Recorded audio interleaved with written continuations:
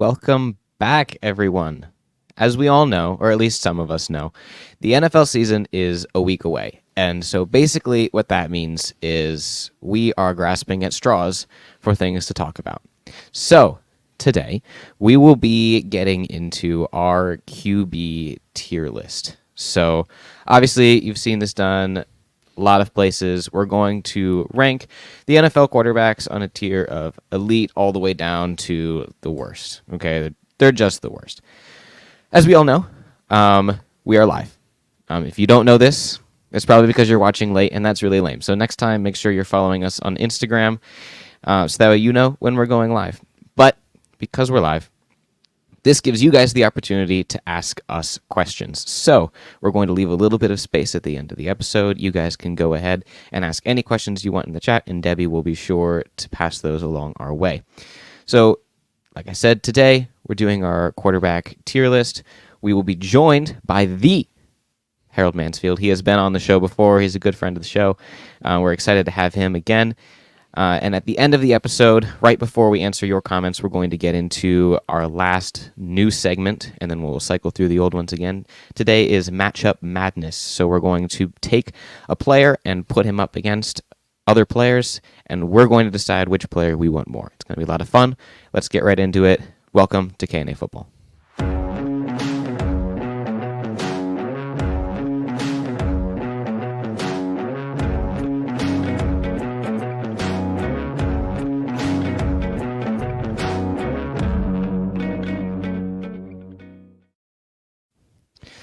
All right, welcome everyone. Obviously, Kadin, welcome once more. Harold, we're excited to have you again. How are you guys doing? I'm doing great. You know, you talked about it. We're back live again. It's been over a year since we've been live. Last time we were live, we were still filming the episodes in Debbie's basement. I'm not going to lie. You know, I'd be lying if I said I didn't get a little it felt more real now that we're going live again. It was really cool to be live again. So I'm excited for it. Yeah. I'm excited to be here. For those of you who know, I am live in the K&A Bible studio. But yeah, I love to listen to you guys and to watch you banter. And I know we have had private conversations about our subject coming up here, QBs in the NFL. And I'm interested to see if any views have changed and if maybe I can even be persuaded at all. So. Yeah, so how this is going to work for us today is we three are going to have to work together. I know that's going to be really hard for Harold and Kadin, but we're going to have to work together to decide where we're going to put each quarterback. So basically, Kadin's going to be on one end of the spectrum, Harold on the other, and I'm really going to try to mediate. This is basically how today's going to go. So if we can, we'll just jump straight into it because we have 32 quarterbacks to get through. Mm-hmm. 33. Right, so, I think there's 33 on this. Oh, there's 33 on here? Okay. Yeah. So Debbie has this fantastic tier list for us. So obviously we have the sections of Superstar. We all know who's going to be there. Elite, Kirk Cousins, Mid, Booty, and Walmart Employee. So to kick things off, let's just go ahead and start with the man of the hour, the first one on the list here. Where are we going to put Kirk Cousins? No way he's the first one. What are the odds of that? So for those of you that don't know, the Kirk Cousins tier is the tier of quarterbacks that is just like average, but a little bit above average. You're not in the mid because Kirk Cousins is a little bit better than mid, but just a little bit above the mid tier is the Kirk Cousins tier, and that's why we have labeled that tier Kirk Cousins. It's not fun to just say the good or the above average. It's more fun to call it the Kirk Cousins tier, you know?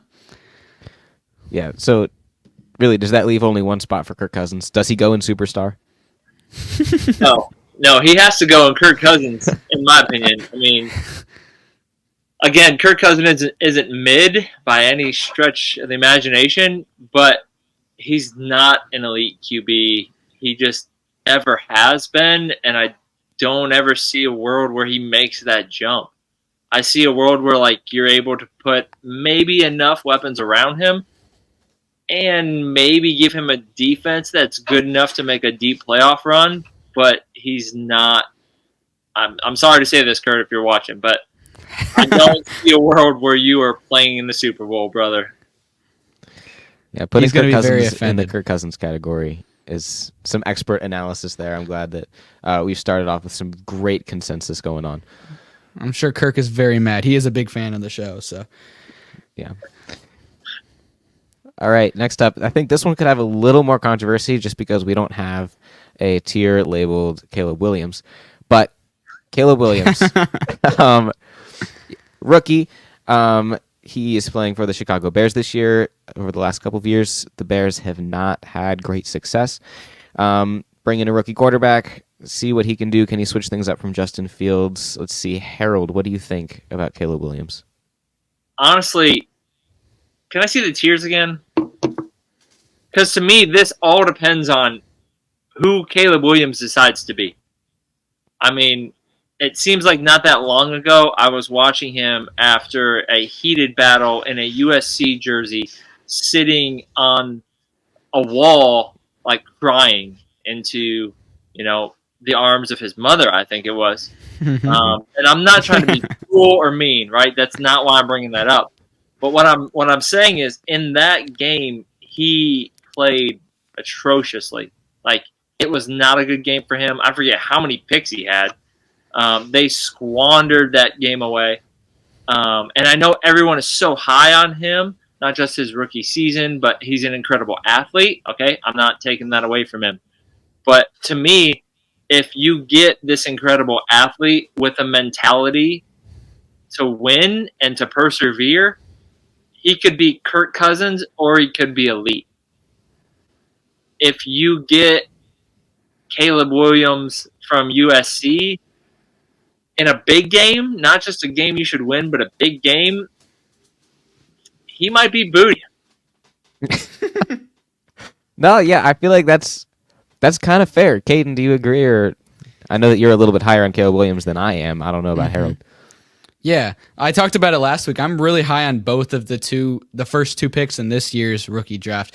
But Harold is right in his take of he had some very bad games at USC. Now, he had some very good games at USC, but at the same time, the Pac-12 last year had some of the worst defense as an entire conference that I've seen in a long time in terms of college. Now, he has looked incredible in the preseason, but then again, that is also the preseason. If we were doing a tier list of a lot of the preseason players, a large majority of those players would be going in the should be working at Walmart category, because all of those guys they got cut today. Today was roster cut down day. So it's really, you got to take what you saw with the preseason with a grain of salt. You kind of got to, it's a lot of projections.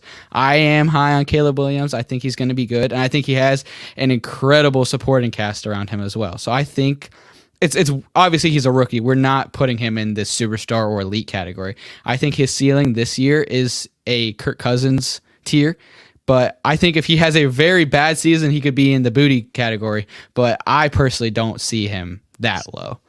Kadin, because I know you love to highlight this, does he have the weapons around him at Soldier Field that can allow him to perform at that level of Kirk Cousins?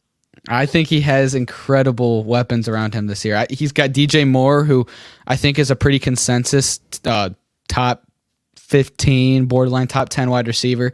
Keenan Allen coming over from the Chargers, who was Justin Herbert's number one wide receiver the last couple of years. And then bringing in Rome Odunze from the draft is a very good top three receivers. And then DeAndre Swift, a very solid running back and a great pass catching running back as well. I think the Bears have they're very slept on in terms of their receiving core, but I think they could have a top 5 receiving core this season in the league.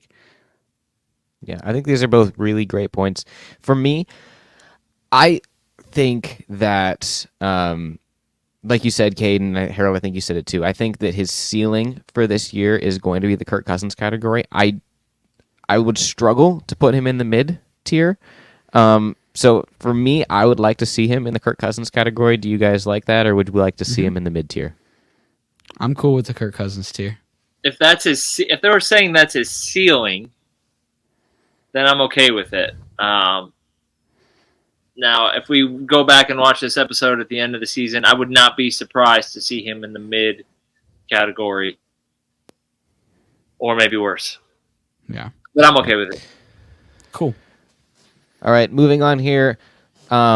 We have Josh Allen. Now, Josh Allen is a little bit of a phenomenon to me because in my mind, Josh Allen is supposed to be better than what I see on the field. The NFL, they always do the top 100 players, and the players vote on that. Well, they did something a little interesting. I've never seen it before. Maybe they've been doing it, but they had the players vote again on kind of like superlatives for the NFL players. And Josh Allen came out as the most overrated player in the NFL voted by players. So given that and given what we see on any given Sunday, Kadin, what do you think about Josh Allen? Yeah, I saw that tier ranking that ranking as well that the NFL players came out with. But I think, obviously, we'll get to him, but Patrick Mahomes is superstar tier. But me personally, I think that if there's any quarterback to be also in that tier, it is Josh Allen. I think we should probably put him in the elite, but I also see a very good argument for the superstar. He has a lot of turnovers and interceptions, yes, and that's most likely what is going to keep him out of this tier. But in terms of being that guy who can just do whatever he can to make his team win, he puts his body on the line more than any other quarterback we've seen since probably Cam Newton. He has a cannon for an arm. He's not afraid to take shots, and that's a lot of times why he has this many interceptions.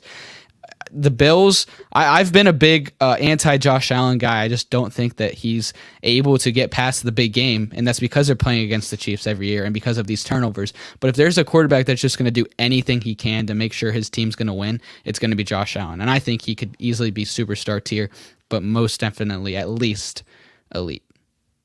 Yeah, I agree with everything you said, Kadin. Again, his faults are only because he's trying too hard. Yeah. Honestly, he's trying too hard. But how can you fault a guy for trying too hard? You really can't. Yeah. Like I said, I think Josh Allen is a great player. In my mind, he's a great player.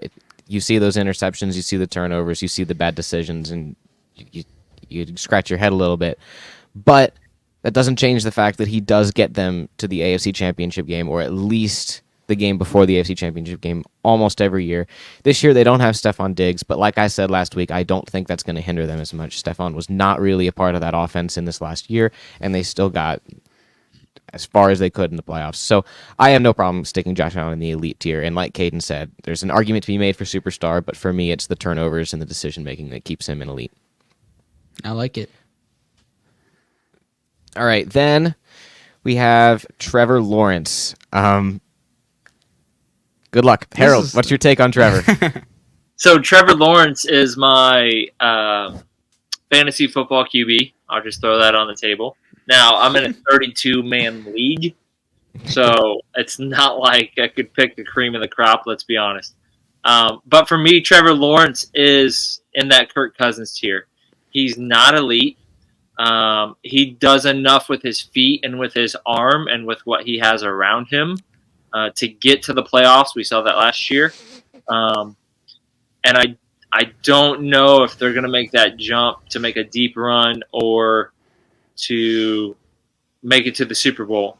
But I think he's definitely Kirk Cousins tier. And I would say also, I wouldn't be surprised if they win the division again. I know that's not really what you guys predicted, but I wouldn't be surprised if they win their division again this season.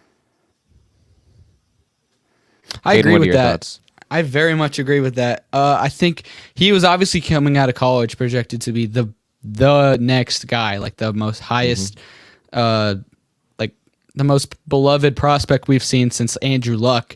And he came out and his rookie season had Urban Meyer as his head coach. That really went south very quickly. But then next season took a little bit of a jump, and people were expecting more of a leap as his career has continued, and it really hasn't. I agree with the Kirk Cousins tier. I don't think you can safely put him at elite. He's had a lot of weapons around him last year with Christian Kirk and Calvin Ridley, Evan Ingram, and they fizzled out of playoff contention at the very end of the year. and they're a team. They had a very easy schedule last year. Like, everything should be going their way. A great running back around him, but he's not bad. He's not going to be the reason you're losing games, but he's that Kirk Cousins tier. He can win you some games, but he's not going to be the reason you win, but he's not going to be the reason you lose. He's an above average quarterback right now in his career. Yeah, I completely agree with everything you guys are saying. He has weapons. He has everything you could really ask for. He has a coach that knows what he's doing, finally. But he can't make things happen when you absolutely need him to. So I'm more than comfortable sticking him in the Kirk Cousins tier.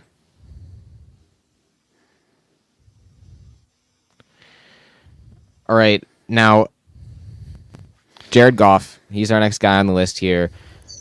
I feel like you guys are going to want to push for the Kirk Cousins tier. I'm not going to lie. I think you guys are going to push for that. But we'll see. I don't think he should fall there. I'm just going to preface. I don't think he should go in the Kirk Cousins tier. Kadin, what are your thoughts? This is really interesting. Like, if you look at the Lions and you watch him play, you're like, wow, this guy is elite tier, end of conversation. But really going back and looking, yes, he is elite on games. If he's at home or playing in a dome, he is elite tier.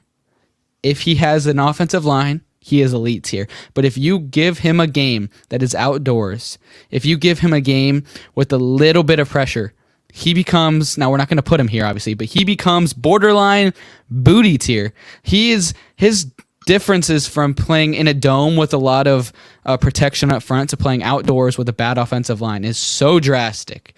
And I don't think you can put an elite quarterback there, because if the environment that you're playing in fluctuates how good you play that drastically, I think you have to put him at Kirk Cousins tier.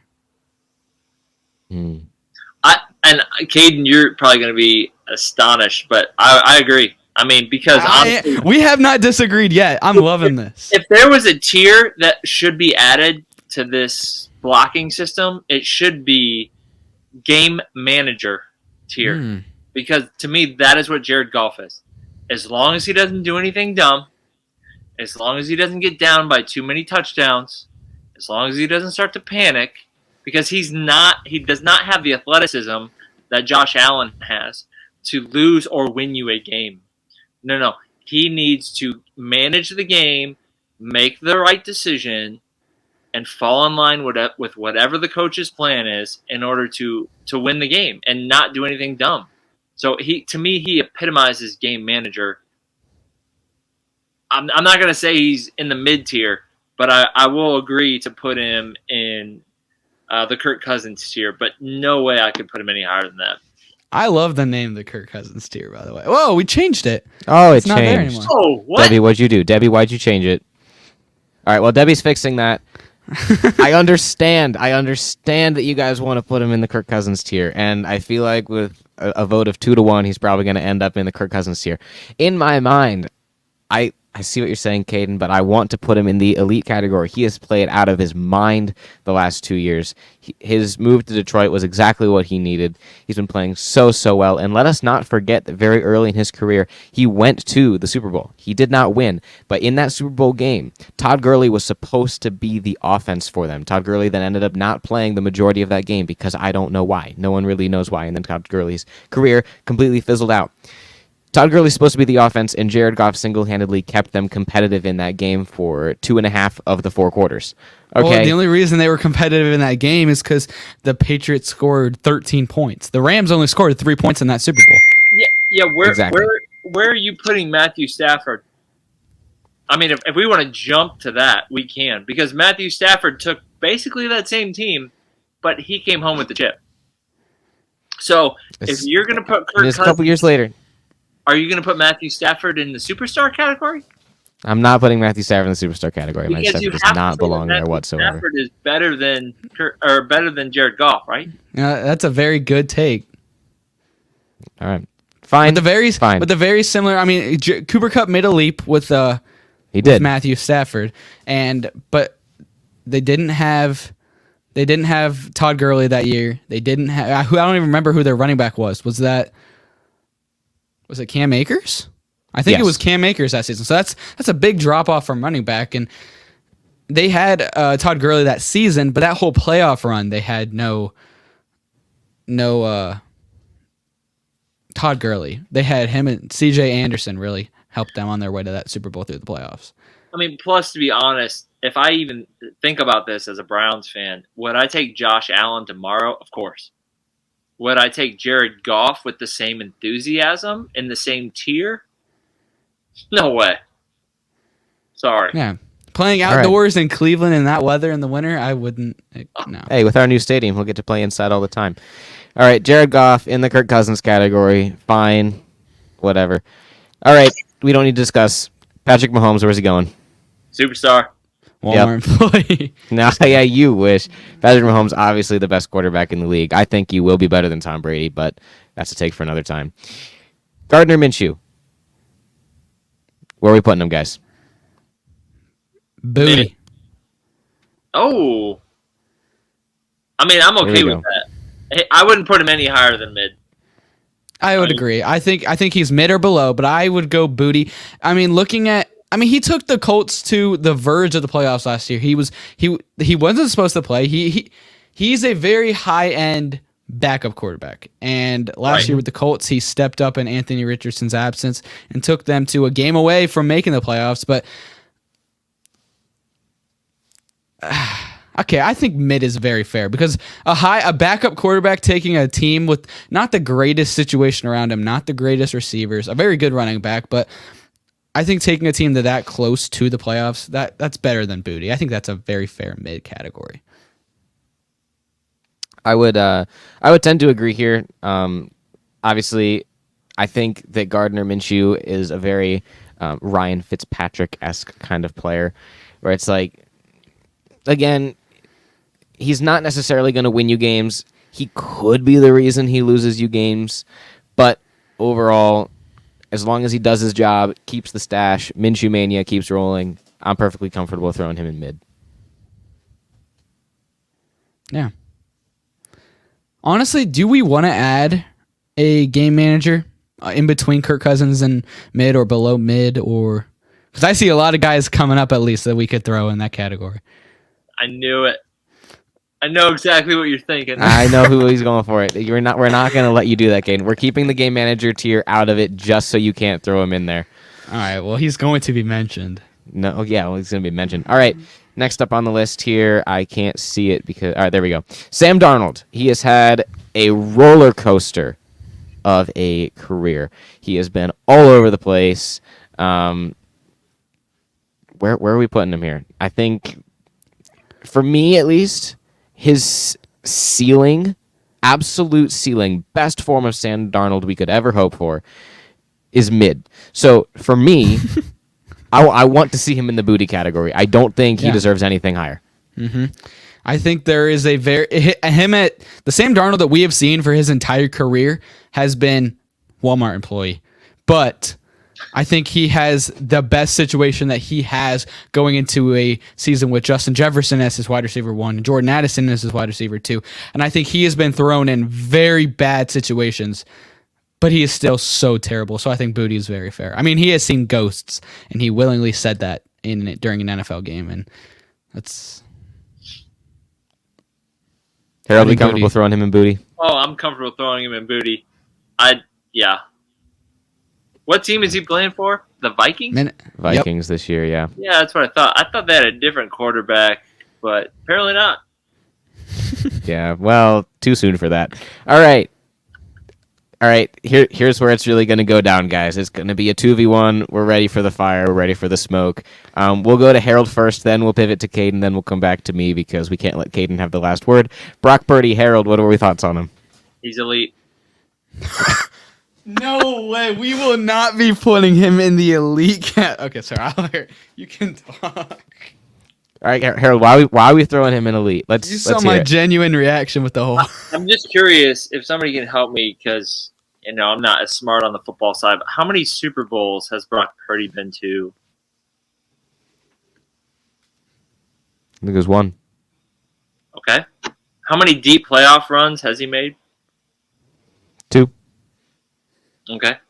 And did he go in the first or the second round of the draft? I forget.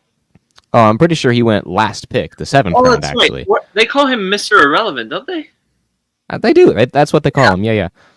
It's amazing how you can have first-round draft picks or picks that you took by spending, 3 or 4 first-round picks on, and he can be replaced by Mr. Irrelevant.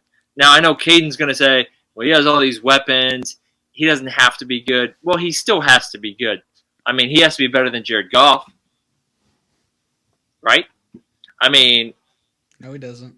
No, he doesn't? Okay. Well, no. I would just say that maybe I'm a little jaded or maybe I've been blinded by rose-colored glasses.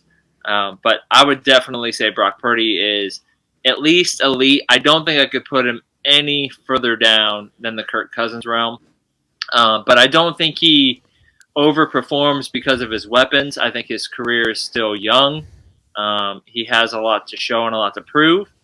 And I still haven't heard if Ayuk's going anywhere or not. If he stays, that's not going to hurt Brock Purdy by any means. But, I mean, I know he has a lot of weapons, all right? And I know he plays in the sunshine, okay? But you still have to be good. You still have to make your passes. You still have to not make mistakes.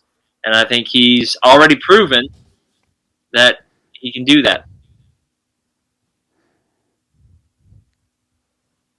All right, Kadin, let's hear it. Let's hear the comeback. You know, I hear what you say, Harold, and I hear it a lot of times. And yet, while yes, it's very true that he wasn't a first-round pick or a second-round pick, he was the last pick. That is true. You don't judge a quarterback based off of the storyline. I don't think the storyline can be any of effect into if he's... Yes, it does. It probably puts a little thing into people's minds. If he was a first-round pick, if people drafted him in the first round knowing this guy is a game-managing quarterback who isn't going to win you the game, but he's not going to lose you the game. He's just going to be an average, solid quarterback who can make things happen with the dudes around him, and he's a first-round pick because of that. Yes, people would probably be saying he is a elite quarterback for what he was drafted to be because he was supposed to be that. But because he was this, everyone's like, the storyline's incredible. He has to be elite because he was a nobody. He should be Walmart employee, but here he is going to Super Bowls. Like, he's elite. This is like the greatest story ever. But he had the great, like, I know you can't blame a man fully for his situation around him. Like, that's not his fault. I fully understand that. He had the greatest offensive line we almost have ever seen last year. He had some of the best like skill position players around him that I think we've ever seen in a long time. We'll just say that. He had the best defense we've seen in a long time. He is the best coach, the best scheme we've seen in a long time. Like, he has the most perfect things around him. And when you look at the stats from last season, the 49ers led the league in yards after the catch last year. Like, after they catch the ball, run after catch. They led, I think, NFL history in run after the catch yards last season. That's called Brock Purdy getting the dude the ball maybe 10, 15 yards down the field, and then that guy taking the ball an extra 45, 50 yards down the field. I don't think he's going to ever lose you games. I think he's a very above-tier game manager, but I don't think you're going to put him on a team and be like, yep, this guy's going to be a difference maker for us, and this is why we're going to win the games because of this man. If you're going to put him in Detroit, I don't think Detroit is near as good. If you're going to put him in the Packers, I don't think the Packers are going to be excited. If you put him at a lot of teams, if you put him in the Bills, I don't think the Bills are making the playoffs with him as their quarterback because Josh Allen's like that game wrecker, that game changer. He's just that game manager that gets it done. And I think if you put Jared Goff on that team, if you switch the two quarterbacks from the NFC Championship last year, I think the Niners win with Jared Goff, and then the Niners go on and win the Super Bowl. The only rebuttal I would have, Kadin, and sorry, I want to get in before Austin said anything, was every bit of your argument that you just made, with maybe the exception of the superstars around him, although I could probably make a case for the list of superstars that played with the quarterback that I'm thinking of in my head.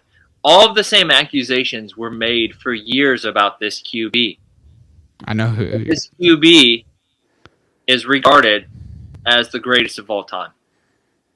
You could say he had the greatest head coach of all time. You could say it was all scheme. You could say he's throwing dink and dunks to Edelman, and there's yards after catch. There's a litany of running backs. He has a little bit of a deep option, but really, let's be honest, not really.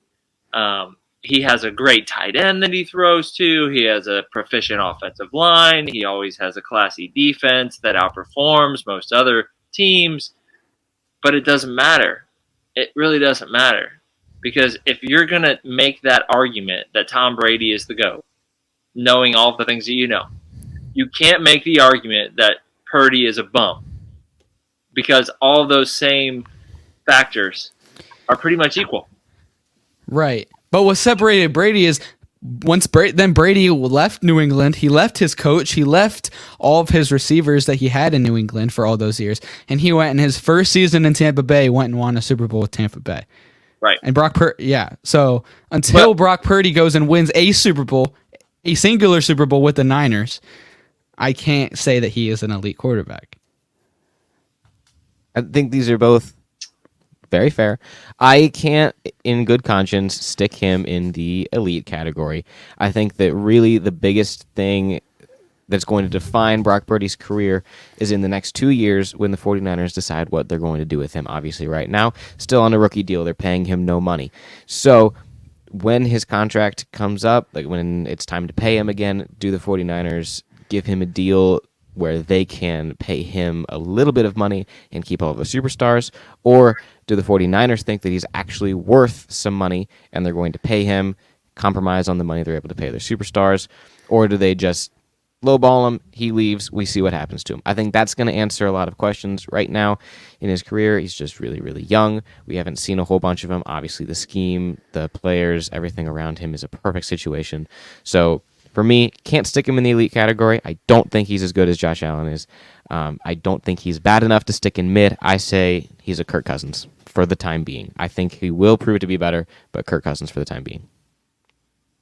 Should we get rid of Josh Allen from the elite category if the Super Bowl victory is the... he's changing. He's in Kirk Cousins. Kirk Cousins, Debbie. But Josh Allen's they are consistently in it every year because of him. That team around him right now is terrible. I guess we'll find out. All right, we need to move on. We have a lot more quarterbacks to get to. So Jordan Love, he came on the scene pretty much this last year. He sat behind Aaron Rodgers for a number of years. Then he finally got his spot. He goes ahead, starts 1 year, performs pretty well. Little shaky at the start, performs really well at the end, goes ahead and gets paid after 1 year. Packers lock him up for a couple years. So, Jordan Love, where are we putting him? Is he another Kirk Cousins? Is he better than that? To me, he's a mid-tier quarterback. He has a lot to prove, and I don't know that I see it. I think he overperformed last year. I think the whole team overperformed, to be honest. And to me, maybe Kirk Cousins, but if you look at some of those other QBs we're sticking in that category, I don't think he has the resume to put in that Kirk Cousins category. So to me, he's mid.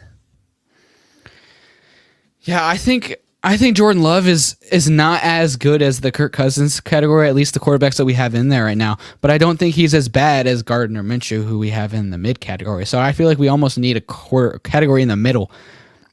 I don't know what, I don't know what to put, because I don't think he's the same level as Gardner Minshew by any means. I think he's miles better than that. But he's probably better than Gardner Minshew. But 100%. Gardner Minshew is booty. I mean, you said it yourself. He's a backup. I think I'd be okay with that. If we want to move Jordan Love to mid and him to booty, I'd be okay with that. I think that makes the most sense with where we're at right now. So, Debbie, do we want to go ahead and move Gardner Minshew down to the booty category with Sam Darnold, and then throw Jordan Love in the mid category? Now, if Jordan Love comes out and does what he did last season again this year, I'd be comfortable moving him to Kirk Cousins or potentially elite, depending on how their season goes. But at this point, we've only seen it 1 year, and it was only half of the year as well, because the beginning of the year he was more booty. Right. And I know we're not judging people based on draft position or hype, but man, is there a lot of hype around Jordan Love. And you got rid of Aaron Rodgers for Jordan Love. So he's got big shoes to fill, but the argument that I made with Brock Purdy is that he's still really early in his career. He has a lot to prove still. So we'll see what happens. Obviously, the Packers think that he's worth it, but is he? All right, this one is going to spark a lot of controversy. I hope that Kadin has come to his senses a little bit over the last couple of years. We have Justin Herbert. Let's see. We'll start with Kadin since we gave Harold the first take on the Brock Purdy one. Kadin, where are we sticking Justin Herbert? Please be fair. Please be fair.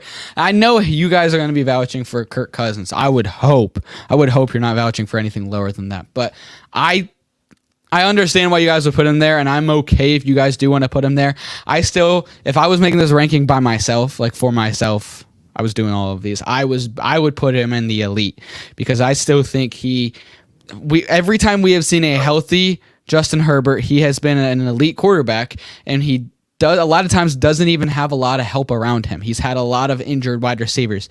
He's had a terrible defensive-minded head coach. Now he's lost all of his weapons. He's battling a foot injury, and he's got a coach who preaches run the ball, run the ball, run the ball. So this season, I don't know if we're going to see the Justin Herbert that we've all kind of been used to seeing, the more elite quarterback. I think he's still elite with health and with receivers around him. I think he is an elite quarterback and could eventually make his way up to superstar if he would continue to develop. But with all his injuries and losing his receivers and now his new head coach, I'm okay with settling for elite, or when you guys are going to really push for Kirk Cousins tier. But I think he is elite. All right, Harold, talk some sense into him. Let's put him where he belongs. I am beside myself. Like I wish it would have. Like I almost don't know what to say. I thought for sure, Kadin, you would be fair about this process, but apparently not. I think that's most. You think he's lower than that? You've spun this whole like. Now I'm not a fan of Harbaugh. Everyone knows that. I'm an Ohio State alum, but to be honest, you spun this coach as a run the ball first. It's his first year. He's not that good. Did he or did he not win the national championship? He did. He did. Did he or did he not succeed with his previous NFL team? He did. He did. So all of a sudden, Herbert's foot's hurting and he doesn't have the right coach. He never seems to have enough weapons. I don't know what the guy wants. But we talk about drop off in the receiving corps. What do you mean drop? Like, we talk about how he doesn't have a good running back. I mean, what is good enough for him to actually perform at an elite level? Because I've never seen it. I've seen some throws, but not in any way at an elite level. Like, I thought for sure you were going to push for Kirk Cousins, and I was going to have to say, you know what, I may agree on that because he's probably a mid. I was like, just take number 10, put it next to the other number 10 that we just put up there, and call it a day. Yeah, wow. No, I personally I'm going to push for mid for Justin Herbert. Like, I don't think that he even deserves to be in the Kirk Cousins category. The fact that for years he has not done anything. He's had wide receivers. You can't tell me he's not had wide receivers. You can't tell me he hasn't had a running back. You can't tell me he hasn't had an offensive-minded head coach for the last couple of years. Now, was Brandon Staley the worst? Yes, he was.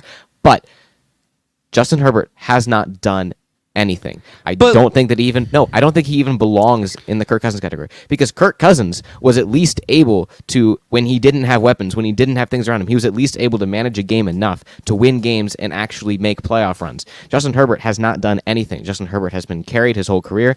I think that he's been way overhyped. I don't think Justin Herbert deserves to be in the Kirk Cousins category. I think that mid is the most fair thing I can give him at this point, especially if we're considering the fact that his previous accolades, as well as what he's going to be able to do this year and probably the year after, given the situation that the Chargers are in. I think that from previous experience, as well as this upcoming year, mid is the best I can give him. That is the best that you can give him. 2 seasons ago, his rookie year wins Rookie of the Year. His second year is incredible, leads them to the playoffs. His next year, week 2, breaks his rib. Had to deal with a broken rib the whole season. You can't do your throwing motion with a broken rib. Next season, he's having a great start to the season. Keenan Allen then gets hurt. Mike Williams then gets hurt. Their entire receiving corps. Mike Williams comes back, gets hurt again. Keenan Allen comes back, hurt again. Austin Eckler becomes the slowest and fattest running back I've ever seen. And then Brandon Staley was a defensive-minded coach, not an offensive-minded coach, and his defense was one of the worst in the league around him. And Herbert had to try to make things work with dealing with injuries himself all the time.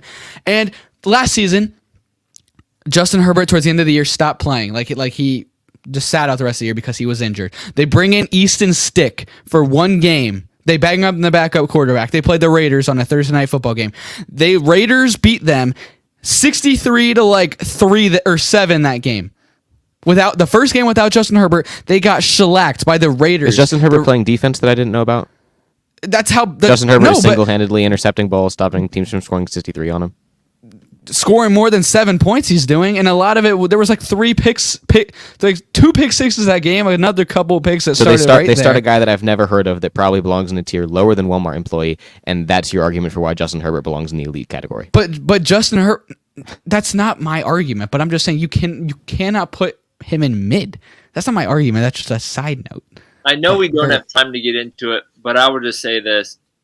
Kadin, I will be around when you call me and finally admit that Justin Herbert is not going to make the Pro Football Hall of Fame. I know you'll be disappointed, but I will be very gracious in receiving that phone call. If we had another 5 hours, I could do a 5-hour argument with you guys about Herbert, and I would get stats out and be ready. Yes, Debbie, we know we need to move on here. Okay, so final answer, we're all going to vote. Kadin, where does he go? Elite. Mid. Harold, where does he go? I say mid. He's going in mid. We got a vote of 2-1. Mid, Debbie. We're throwing him in mid. All right. Sorry. Oh, man, before we continue, real quick, we've had 2 comments on the Jordan Love under Purdy take. King3 Jace says, I think that's how you pronounce that, putting Jordan Love below a rookie who has only played in the preseason is a yikes. And Caleb Yost says Love has no weapons and questions that he is worse than Purdy. Do you guys want to reconsider that take? I think that King3 Jace take about putting him below Caleb Williams is very valid. We haven't seen Caleb Williams yet, but I think this is our projection for the 2024 season, and we think Caleb Williams is going to be one of the better rookies we've seen in a while in terms of a rookie season. And Jordan Love, we think, had an outlier season last year. He's going to be a mid to above average quarterback. And I think this season he takes a little bit of a step back. He got his bag. He got his paycheck. A lot of people, when they get that money, they do happen to take a mini step back. He could take a big leap with his next year with his new wide receiver, or with his wide receiver core for a second season. But last year, it's just, I don't know. I think he could very well be in the Kirk Cousins tier, but we have agreed to put him in the mid. No, if anything, I would move Caleb Williams down. I wouldn't move him up. Yeah, I think that Caleb Williams, he has a lot of hype around him. He played very well in college. He won the Heisman. He has a lot of weapons around him. I think that he's going to do just fine. Jordan Love, he's a mid guy. Maybe he takes a step up. Maybe we regret putting him in mid. But for the time being, what we've seen, what we think for the future, that's what we got. All right. Thanks for the comment. Next year? Yeah, thanks for the comment, guys. If you guys have any more questions that you want to ask, feel free to ask us, and we'll do our best to tell you why you're wrong and why we're always correct. All right. Drake May. Walmart employee. That's my take. Yeah. What do you guys think? I very much agree with that. I didn't think he was a great quarterback in college. I don't know how he went top 3 in the draft, and he's going to a team with this isn't a knock on him. He can control that, like we talked about earlier. But I think he has a terrible season this year. Yeah, I think yesterday Jacoby Brissett was saying that he thought he was going to be the starting QB. So, I mean, nothing against Jacoby, because he's actually a decent backup, a really good backup. But yeah, no, he's a Walmart employee for me. All right, then Bo Nix. Boom. I'm not particularly high on him. I think that he's better than a Walmart employee, but I think Booty is as good as we can give him. I think he has a lot of college experience, which is going to give him a knock on some of these guys, like a knock over Drake May. But I couldn't believe he was a first-round pick. That's all I'll say. Okay. Yeah, I mean, he came from Oregon, right? And they always have a high-performing offense. They always have passing, and it's because everyone knows that the Pac-12 doesn't play defense. Exactly. Let's be honest. Every time Oregon runs into Ohio State in the postseason, they get run over because they don't play defense. And because all of those games in that conference, what used to be that conference, are pretty much a shootout. And so his numbers are inflated, and I just don't see him making it in the NFL. Yeah. All right. Next up, we have Matthew Stafford. Obviously, like we mentioned before, he went and won a Super Bowl with the Rams in his first year over there. Cooper Kupp. He's got Puka Nacua. He's got Kyron Williams. He's got a lot of weapons around him, but he is old. All right. What do you think, guys? Where are we throwing Matthew Stafford? I think it's fair at this point in his career, looking into this season, to put him in the Kirk Cousins category. I think it's fair to put him in the same category as a lot of those guys. A couple years ago, the year they went to the Super Bowl, I think he was an elite quarterback, but that was 3 seasons ago. He has a lot more wear and tear on his body. He's been dealing with injuries left and right now. And last season, they really surprised a lot of people. They were supposed to be terrible. They ended up being a really good team. And I think they're going to be another good team this year, but I think he's that game manager. I think he's above game manager. I think he can be the reason you win some games, but I don't think he is elite with the tier of Josh Allen and some of those other guys that will be in there in a little bit. No, I completely agree. I don't think that he needs to be elite. He's definitely not mid. I think Kirk Cousins is a great spot for him. So I have no issue with that at all. I mean, maybe elite if we're giving him a bone because they won the Super Bowl. I know he's a very accurate passer, but I don't see him winning another Super Bowl anytime soon. Yeah. All right. Now, here's a guy drafted last year, didn't have the best season. Both Cade and I think that he's going to have at least a little bit of a jump. Bryce Young. I don't think that it's fair at this point in his career. Like, if we're going to say that we can't quite evaluate Jordan Love because he's only played 1 season, if we're going to say we can't quite evaluate Brock Purdy because of the situation he's been in his career so early on, I don't think it's fair to say that Bryce Young deserves to be anything less than Booty. I don't think he's as good as a Kirk Cousins tier at the moment. I am comfortable throwing him in a mid category right now. Mm-hmm. I was expecting you guys to go and vouch for Booty, but I was going to vouch for mid because I was expecting you guys to be really low on him. But yeah, I don't think you can say anything that happened last year was fair. He had one of the worst offensive lines we've seen. He's had one of the worst coaches we've seen, and he had a horrible receiving core. I think he does. Me and you both have talked off camera and agree he's going to take a more of a leap this year. If he does have a season like he did last year, then yes, very, very concerning, and we'll have to be having very serious conversations about his future. But we think he'll take a leap. He's going to have a much better season. I don't see it. I mean, I'm okay with you putting him in mid because I don't know that we want to argue about this. But to be honest, I know, Caden, we've talked about this off camera. The Carolina Panthers are stuck in the early 2000s Browns cycle.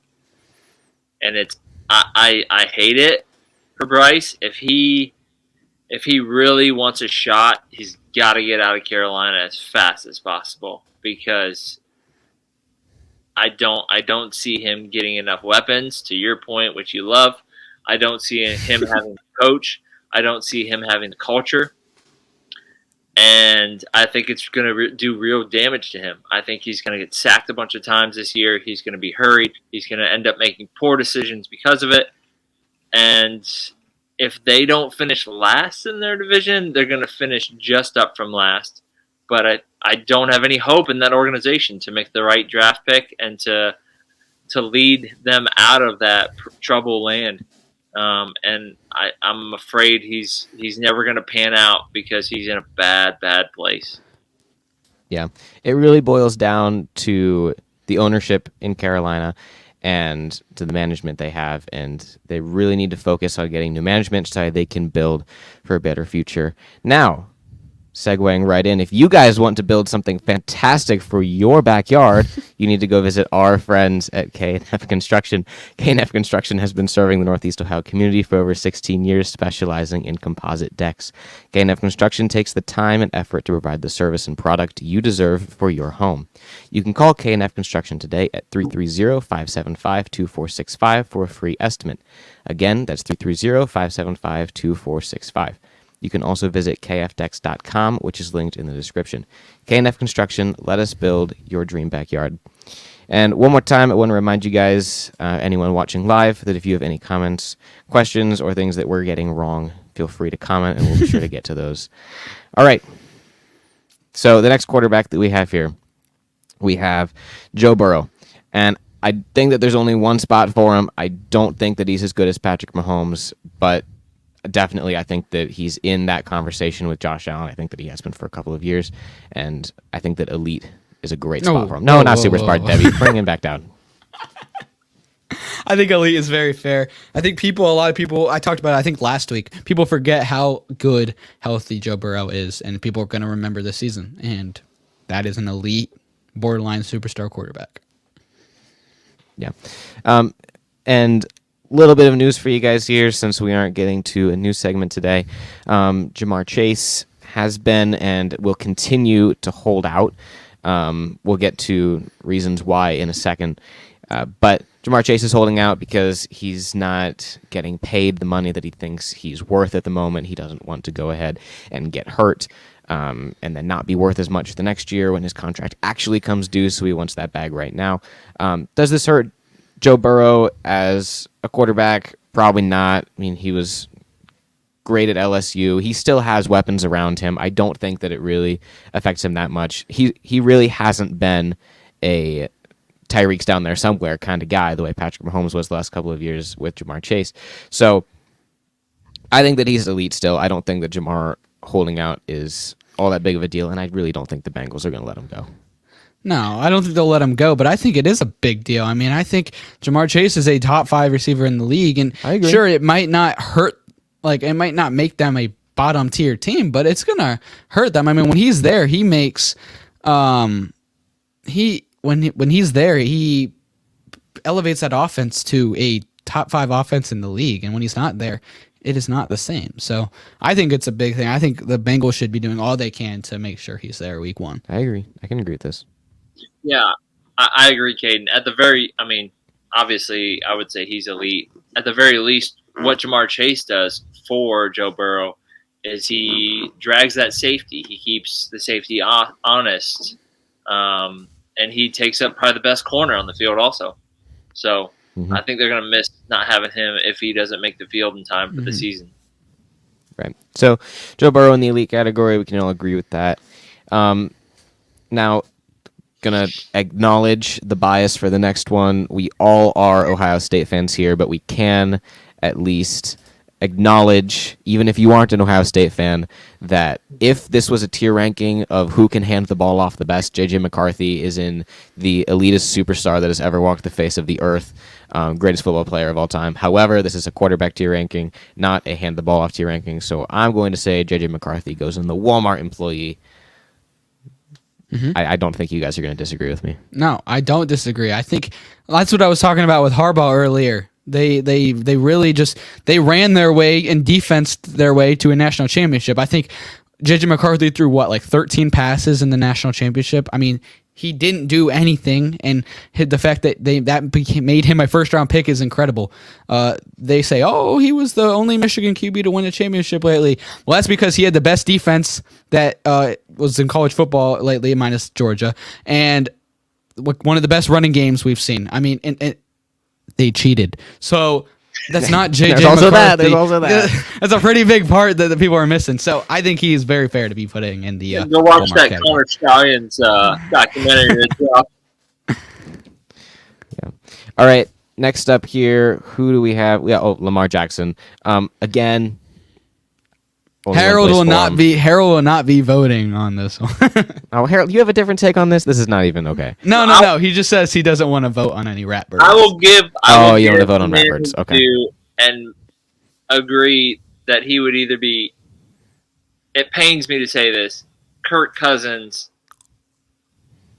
possibly elite, but he's never really won anything. I mean, he's an amazing athlete. He plays for the Ratbirds, and I can't, give him a whole lot of credit. But he's an amazing athlete, but he's never won anything, and he's injury prone. I'm sorry, but he's injury prone. I think Austin and I will agree that he goes in the elite, but I could very well see him in the superstar category. I think he is. Yeah, he is that type of quarterback. He's elite. He is a game-changing quarterback. The only thing that keeps him elite in my mind is if he would have had an actually MVP season last year, I would have said he goes superstar. Oh, he did win MVP. He did win MVP, but he didn't have that kind of season. The stats don't reflect it. He won it, but the stats don't reflect it. If the stats would have reflected the award, I would have said superstar. But the fact that he had a Tyrod Taylor season and somehow won MVP with the fact that he keeps defenses honest with his legs is crazy. And the fact that they're adding Derrick Henry now, like the RPO, as long as they go with the college system over there, they're not going to be able to stop that. So Lamar Jackson in elite, totally fine with that. Yeah, I think that if he would have won the Super Bowl last season, I think that's what's keeping him out of superstar as well, is he can't win the big playoff game. He can't get the accolade of going to Super Bowls and winning getting past the AFC Championship. He hasn't done it. I agree. All right, this guy, again, I don't think there's going to be much. Actually, the next two guys, I don't think much conversation here. Will Levis, I would say Walmart employee. I can see an argument for Booty, but I say Walmart employee for him. I think we can put him in Booty. I mean, he played last season, and he was not good, but he was able to win them some games. He has a cannon of an arm. He won, I think, 2 or 3 games when he started last year. And he's looking. Can you go back to the list, Debbie? I mean, looking at those other guys in the Walmart employee, he's way better than Drake May. He's better than J.J. McCarthy. And I honestly think he's better than those other 3 guys that we have in Booty. I still think Levis is terrible, but I think Booty is very fair. But he's nowhere near mid. Yeah, I can agree. All right, then Daniel Jones. Can we make a new tier called Rejected by Walmart? No, he's not that bad. He's better than Drake May. He's better than J.J. McCarthy. Is he worth the money they paid him? Absolutely not. But I think that he's better than Walmart employee. Whoa, Booty, really? I think he is very much Walmart employee. Man. I think he is very much Walmart employee at this point. I mean, he was good. He was mid, I would say, when they went to the playoffs. But he's a bank robber. He stole so much money from the Giants. And looking at him in the preseason, when starters played in the preseason, I think almost all of the starters that played drove their team down the field and scored a touchdown. He played the entire first half of the Giants game in the preseason, threw one of the worst pick sixes I've ever seen in my life, and then threw another interception like the next drive. I mean, he is so bad. And he's got injury problems on the other team. Exactly. Yeah. Will Levis is definitely better than him. You cannot put him in the same category. I'm sorry. I think he's very much Walmart employee. I can throw him Walmart employee and sleep well at night. All right, Aaron Rodgers. At this point in his career, I think there's only one spot for him. I think that Harold might actually disagree here. You can see with his eyes. Harold, go ahead, and then Kadin and I will give the actual take. All right, where's Rodgers going, Harold? I mean, if you're going to look at his body of work, you have to put him in superstar. He's going to go to Canton, just down the road. We're talking, it's 2024. We're not in 2010 or 2011 anymore. The man made probably an inhumane recovery from an Achilles injury. I fully expect the Jets to make the playoffs and probably at least get a first-round victory. Now, I know the expectation for them is to go to the Super Bowl. No way. I could see it. I mean, I honestly could see them at least making the AFC Championship game. Wow. So, I mean, if you put him any lower than elite, you guys could just take over this and you'll outvote me, I guess. But Aaron Rodgers is still an elite quarterback. He's worth what the Jets paid, even with missing last season. I think at this point in his career, I don't think Austin's going to agree with this. I think Austin was going to vouch for Kirk Cousins. I think at this point in his career, it's fair to put him at mid, because the last time that we saw him for an entire season as a starter, he was in Green Bay, and he had Christian Watson, and he had that Romeo Doubs. He had that receiving core that Jordan Love has right now, and they were terrible. They were horrible that season. Aaron Rodgers had... I don't care. How come they just miles better with Jordan Love? They made it to the divisional round last season with Jordan Love, and it's the same receiving. It was the same receiving core that Aaron Rodgers had the year before. And then he went last year, and at this point in his career, with all his injury concerns and his age, coming back from an Achilles injury at age 40. Yes, I know that is crazy recovery, but we're not ranking quarterbacks on how good they can recover from an injury. We're saying, how are they going to be the 2024 season? And I think that's mid at his age, at his injury that he's recovering from. And the last time we saw him play, he was mid. In Green Bay, he was mid, and I think it's fair to keep him at that correct category. But I will be okay for Kirk Cousins. Yes, and you will have to settle for Kirk Cousins, because you going mid, Harold going elite. I'm going to go for Kirk Cousins, and I think you guys are going to be okay to split the difference here. You cannot ignore the MVPs that he has. You cannot ignore the football IQ that he has. You cannot ignore that he is one of the most accurate passers the NFL has ever seen. He will do just fine with the Jets. He has a fantastic receiving core there. He has a fantastic coach. He has an even better defense. He's going to do fantastic. He is still a great quarterback. Kirk Cousins for the time being. And that's why you have them missing the playoffs as well. Don't forget. Go ahead. Just saying. The only caveat I would say is I would like to hear an apology from Kadin at the end of the season if they make the AFC Championship game. Okay. And then are we going to hear the reverse? Are we going to have Harold back on the podcast and hear the reverse? An apology from Harold when they don't. If Justin Herbert makes the playoffs? No. I'm saying, yeah, because we know that's not happening. That too. And also Aaron Rodgers. All right, moving on here. Next up, we have CJ Stroud. Again, like, this is another guy where it's like, last year was his first year. Can we really, truly assess him based on that 1 year? And it's a little, like, you definitely can't stick him in mid with the guys we have there. Like, he's better than that. I would almost struggle to stick him in the Kirk Cousins category. I think that he's better than some of the guys we have in there, but I'm not comfortable at all putting him in the elite category with guys like Allen, Burrow, and Jackson.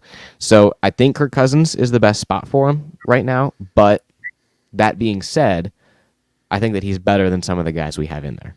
Right. I agree with that very much. I know we didn't, this is not, Debbie, could you go back to the thing? I know that it's not like in order of how good we are, but I would say put him, like, try if you can drag him in front of Kirk Cousins, the like player. Like, try to put him in the front of that line. Yeah. I mean, that doesn't mean anything for us, but I almost want to do like legitimately put an extra category called like above Kirk Cousins and then have him as the only quarterback in there. I think that's very fair. I mean, because looking at the other quarterbacks in there, he is much better than all of those quarterbacks, but he isn't able to put an elite. And if you're looking at this after we record, like, if somebody's dumb and doesn't listen to the podcast, which, first of all, what is wrong with you? And second of all, if you're just going and looking at the podcast afterwards and you're looking at it, you're like, how are these guys putting him here? Like, he's not the same level as these guys, but you also can't put him in the elite, because then you'll be like, how is he putting him with guys like Joe Burrow? I think he is truly in that next level.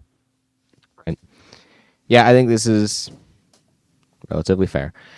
Got to keep moving, though, because we are already really flying through time here. All right, so Geno Smith, his whole career, I think that he's been another backup quarterback that every now and again has some highlights. Let's see, 2 years ago, he played fantastic in Seattle. I mean, like, who would have known that Geno Smith could do anything the way that he did 2 years ago? Then he gets paid. We see the regression. We're back to Geno Smith that we all knew and loved. So, in my mind, I don't think he's Kirk Cousins. I don't think he's up there with those guys. he's definitely not. I don't think he's booty. Like, I really don't. I don't think he's down there with the Gardner Minshew's. I think that mid is a fantastic spot for him, and it really encapsulates his career so far. Yep. I think he's low-end mid at this point in his career. I think he's gotten a little worse ever since his comeback year. Mid is very fair. Yeah. All right. Now, this is a guy that we've all had experience with. I don't know what y'all's opinions are on him. I love Baker Mayfield. Like, I wish that we would have kept him in Cleveland. I think that he's a fantastic player. Like, not that he's a good player, but like, I love watching him play. So Baker Mayfield, I'm going to advocate for the Kirk Cousins tier, but I really understand if you want to throw him in the mid tier. I really understand it, but personally, I want him in the Kirk Cousins tier. I think Harold, you can go on first. I think me and Harold both agree. Yeah, I agree. He's got to be mid at the highest. I mean, not to be mean to Baker, he did, win us a playoff game, and it had been a long time. But as a long-suffering Browns fan, to me, he's a sub-model of whatever Josh Allen is. He tries too hard, and I love that, Baker. I love that you try so hard. But he also isn't like the last Browns game that we were watching. Like, he couldn't throw over the Pittsburgh offensive or defensive line. Like, I don't know. It pains me to say it, but he's mid.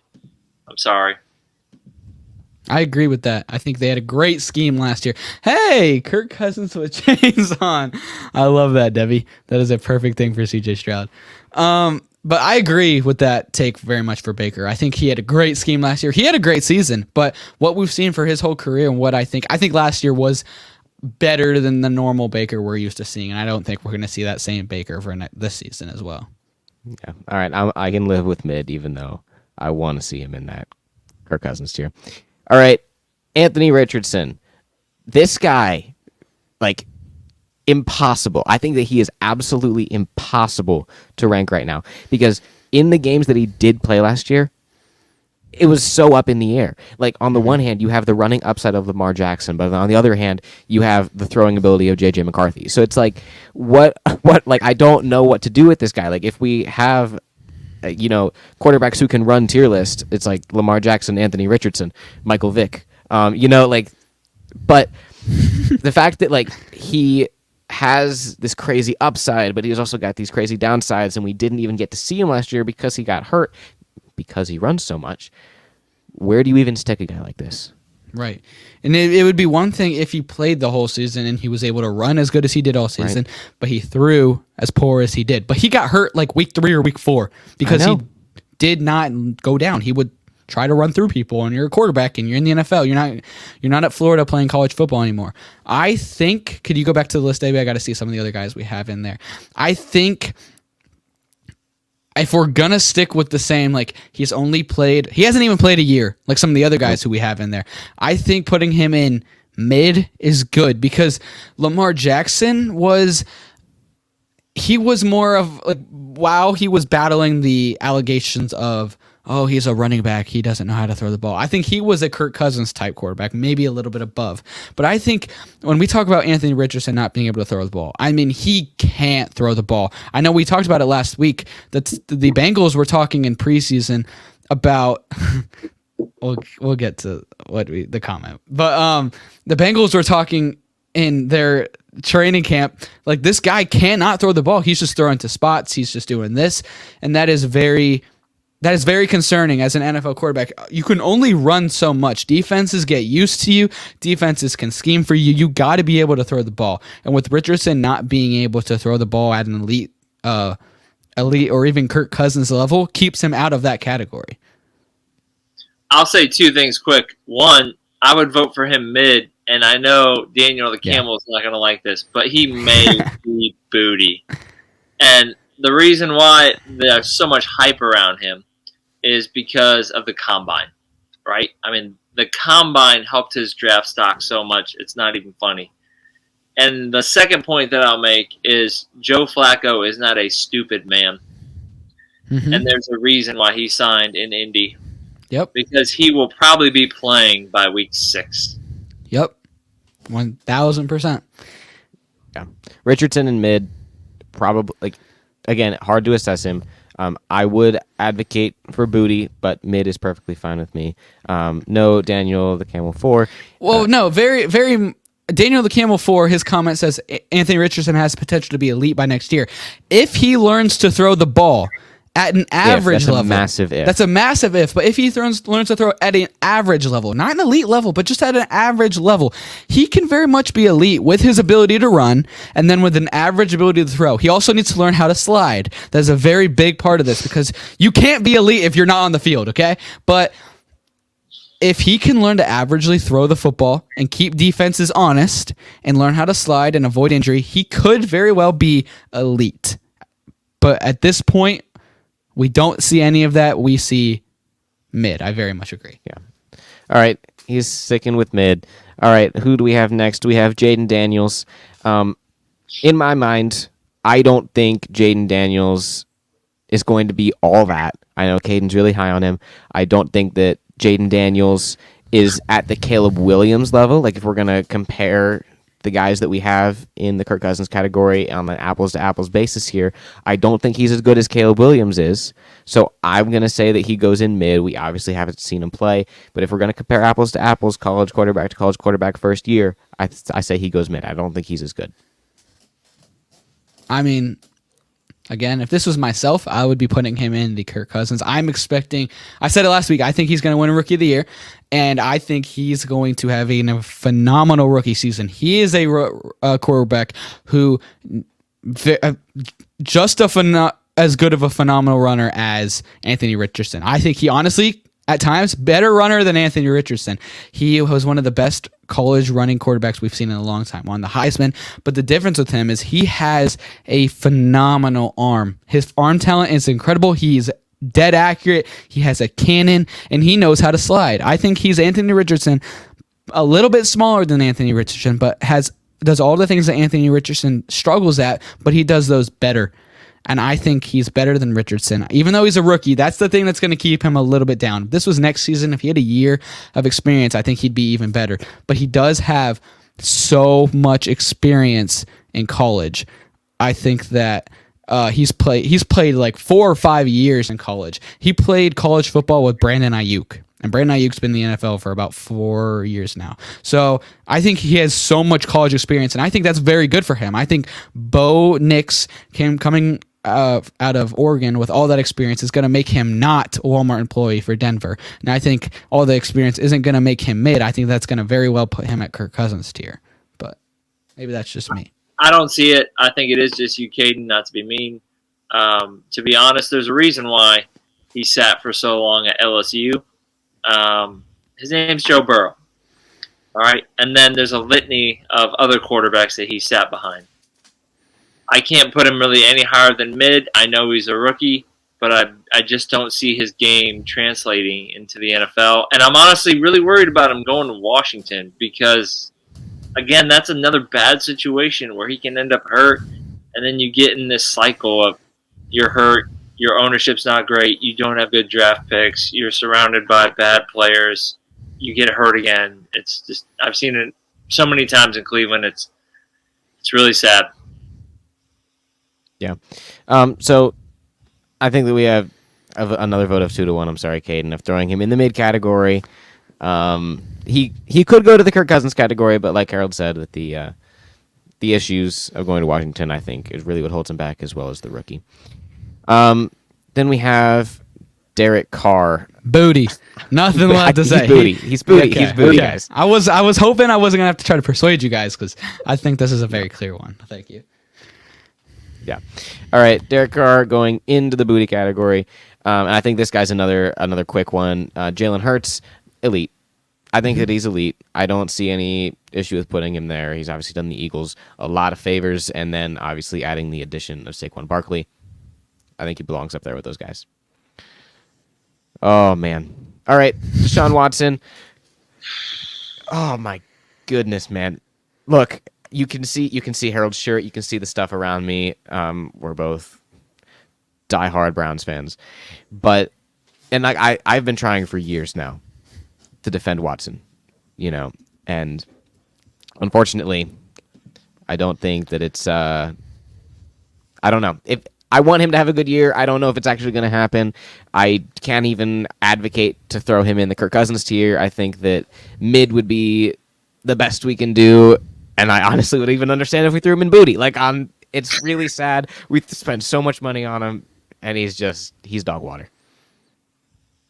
He's not booty. I mean, he's not booty yet. He's not booty, but the bad thing is the guy's hurt again. I mean, I know it's like, well, it's preseason and arm soreness, and what does that mean? He's hurt again. And I said it the other night. I said it countless times in the last couple of days to some friends. It's like, man, I wish we had Joe Flacco. And I shouldn't be saying that, right? I shouldn't be saying that. I should be saying I wish we had drafted Josh Allen or, I don't know, Mahomes or, that's wishful thinking. Or even just not paid Deshaun. Maybe not giving it all guaranteed so we could drop him, cut him, turn him loose. Yeah, I mean, I want the Browns to be good, and I think they will still make the playoffs. But I hate to say it, it's going to be despite Sean Watson. So he's probably mid. Yeah, I think mid is. I agree. It's so unfortunate. All right, Dak Prescott, obviously one of the quarterbacks of all time. His best year was in 2016, his rookie year. It really outperformed expectations. Now they went ahead and they paid CeeDee Lamb $136 million over the next 4 years. He is now the second highest paid non-quarterback in the NFL history. So fantastic wide receiver, can only help the team. Issue being Dak Prescott also wants a contract. He wants a new deal. Unfortunately, they just gave away all of their money. So that's not fantastic. So where are we throwing Dak Prescott? You guys might not agree with this, but I think I would put him in the Kirk Cousins with chains on. I'd put him right there with CJ Stroud. I know we said we weren't going to throw more than one guy in there, but I think he's right there. I don't think he's fair to put in that Kirk Cousins tier with those other guys, but I definitely don't think he's fair to put in that elite category. I think he would be in the middle, right at that Kirk Cousins with chains on. I think he's way better than all of those below guys, but I think he's also way worse than all those above guys. Harold, do you agree with that? I agree with it. I mean, I could see if you wanted to put him in the Kirk Cousins tier. He's definitely not elite. Yeah, I'm okay with that. I have no problem with it. Mm-hmm. Yeah. All right, we got 3 quarterbacks left. Russell Wilson. He's got a trouble pass, guys. Announced as the starter today. Yeah, announced as the starter for the Pittsburgh Steelers. Had great years in Seattle. Had awful years in Denver. Now he's with the Steelers. I don't really know what he's going to do with the Steelers. I'm predicting the Steelers to win no games this year. So, in my mind, I think that he has to be at the highest down there with Watson in the mid category. I think it's fair to put him at booty. I do too. I really do. Yeah. He's not as good as Watson. I think Justin Fields will take over by week 5 or 6.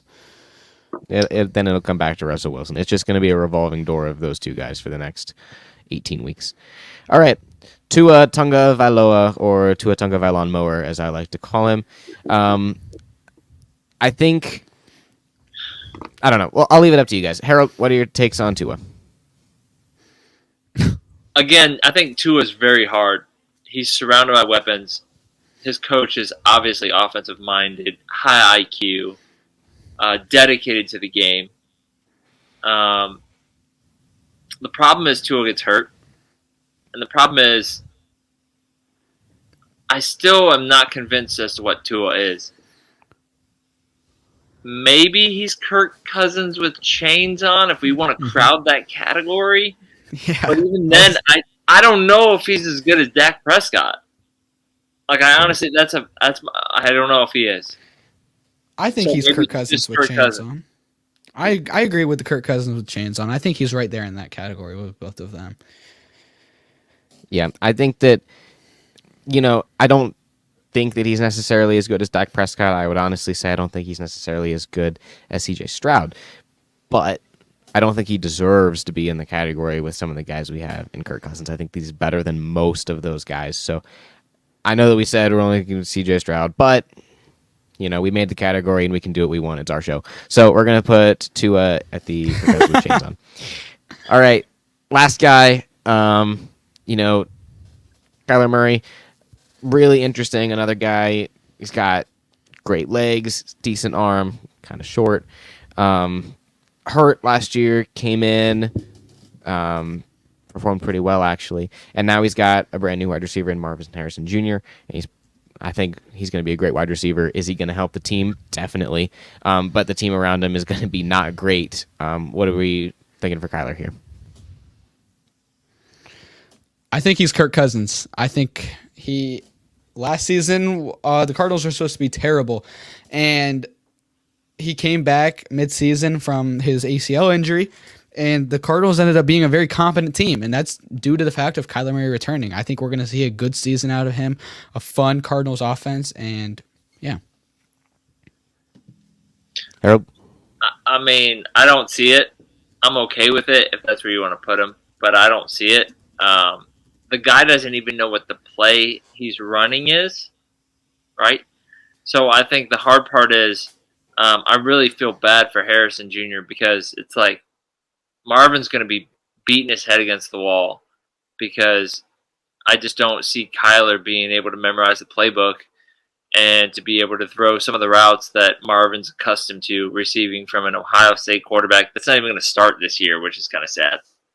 Yeah. So to me, he is probably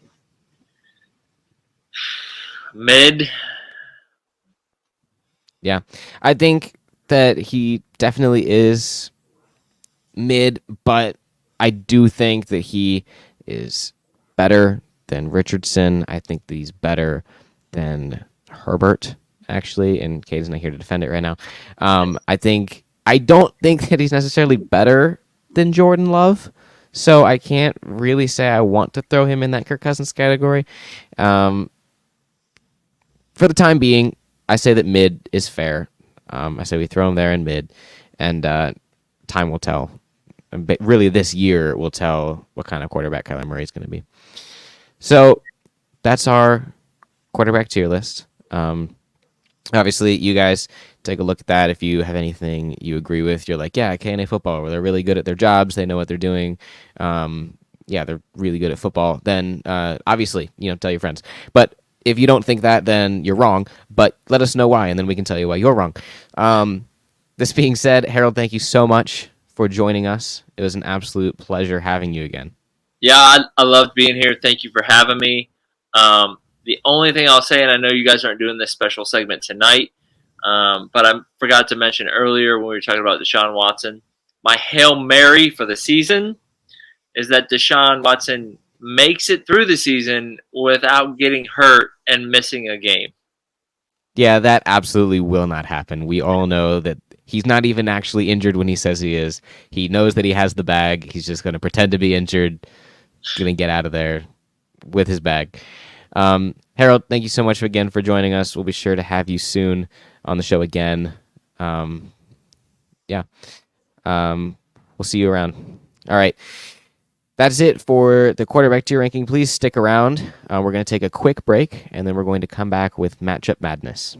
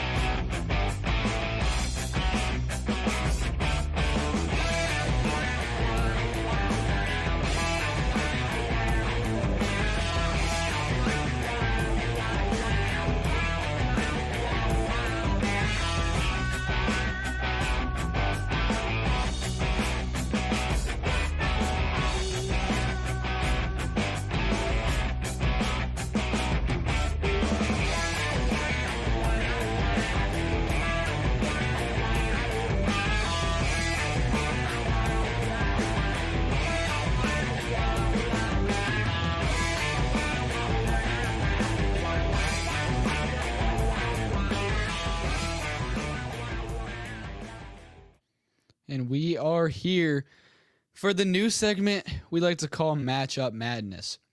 So how this is going to go is we have picked a player that we have decided is a quarterback with a lot, once again, it's quarterback, but a player with a lot of controversy. And we're going to be pinning him up against players and real quick, kind of like a speed round, but we're going to do a thing where one of the guys says something and like we have chosen the player and we're going to be given a couple of other players and we're going to say, would we rather have this player or this player? And we're going to see who we would rather have for this next season coming up for this season and maybe the seasons ahead. So, all right. So while Austin's there, Austin cannot hear me. So this week, the Matchup Madness, the player we're going to be pinning up every week is going to be Jordan Love. So we're going to say Jordan Love versus the field. So how this is going to work is we have a list of players. We got Jordan Love versus, we have 5 players listed right now. So we're going to just real quick, kind of like a speed round, Jordan Love versus this guy. And we'll say which one we'd rather have, maybe give a little bit of explanation, and then move on. So if we could get Austin on here, Debbie, do you think that we should wait for Austin, or do you think we should just go ahead? All right.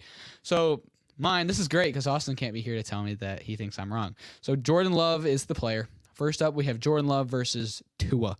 Now, if you watched the episode this week, you saw our quarterback rankings, and we have Tua in a category above Jordan Love. I do believe that Tua right now is a better quarterback than Jordan Love. I would rather have Tua.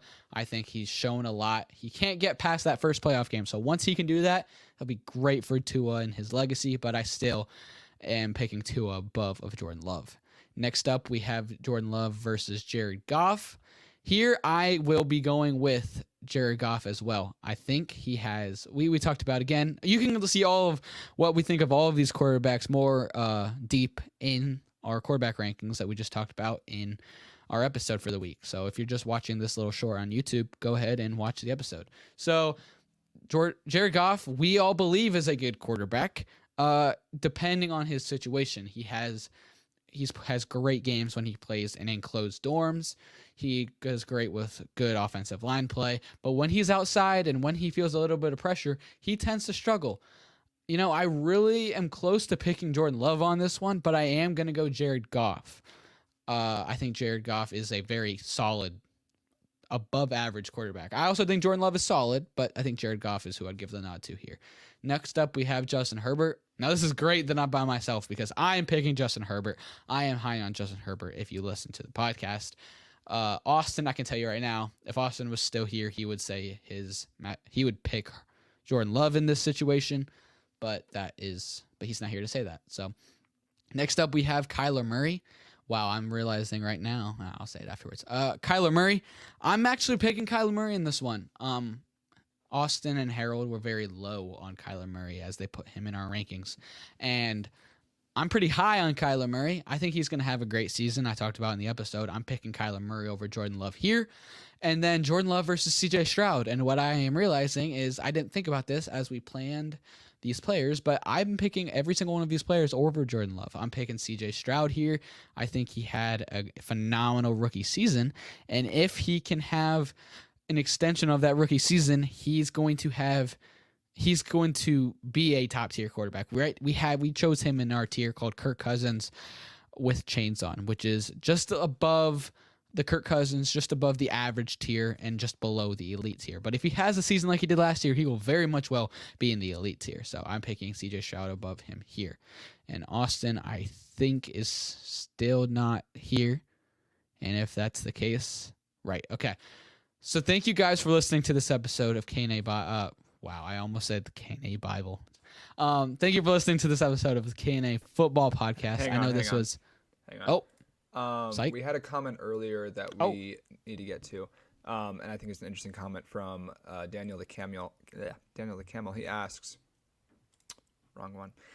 Who will be the best QB from this 2024 class in 5 years? We were just going over and just ranking the tier list in the last episode, if you guys want to check that one out. But what do you think, Kadin, about that? Yeah, we talked about this last week a little bit, not the 5 years part, but I am very, very high on these top two quarterbacks, Caleb Williams and Jayden Daniels. Me personally, I think Jayden Daniels,